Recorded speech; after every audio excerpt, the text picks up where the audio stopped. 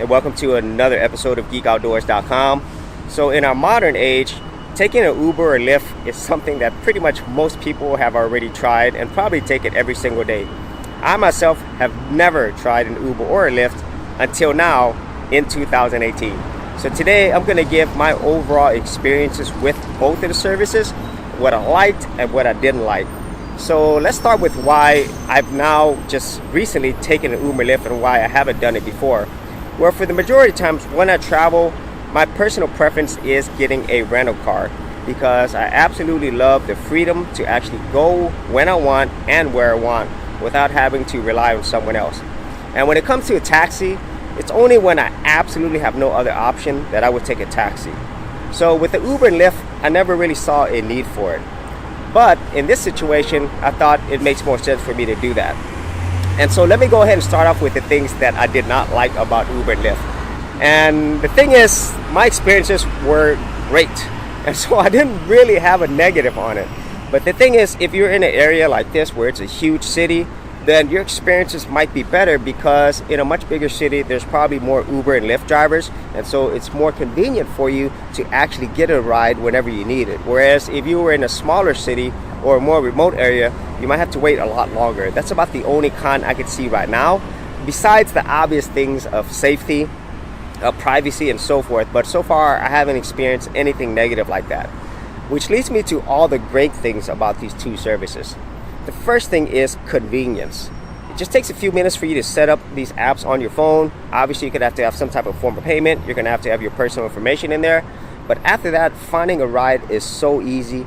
And in a very big city, normally I could get a ride in less than 5 minutes, which is absolutely amazing. And so I really love the convenience. That's first and foremost.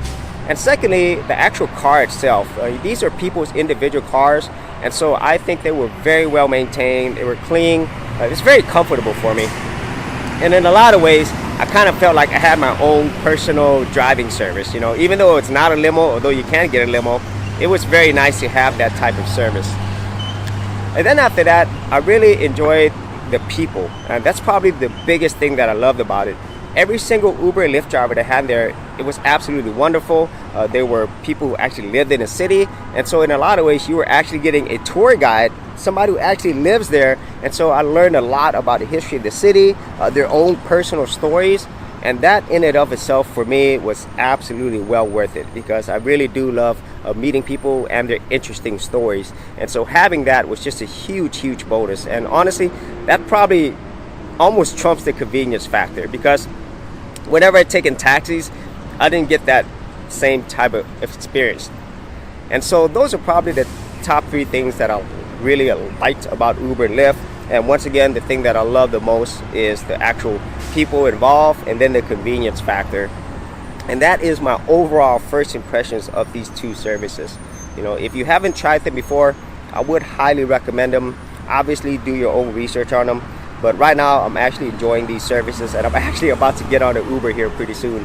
So if you had any thoughts on these ride-sharing services, whether it's Uber, Lyft, or maybe some other ride-sharing services in the country that you live in, be sure to leave that in the comments area below. And so if you did get value out of these videos, be sure to share, like, and subscribe.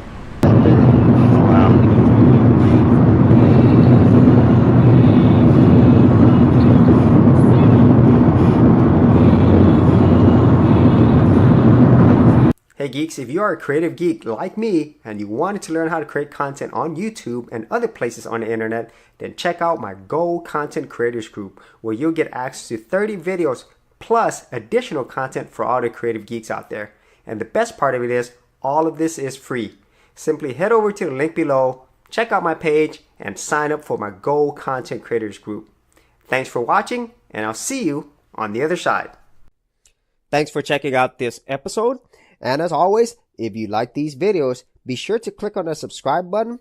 And for full written content, audio content, and additional geek stuff, head over to geekoutdoors.com and I'll see you outdoors on the very next episode.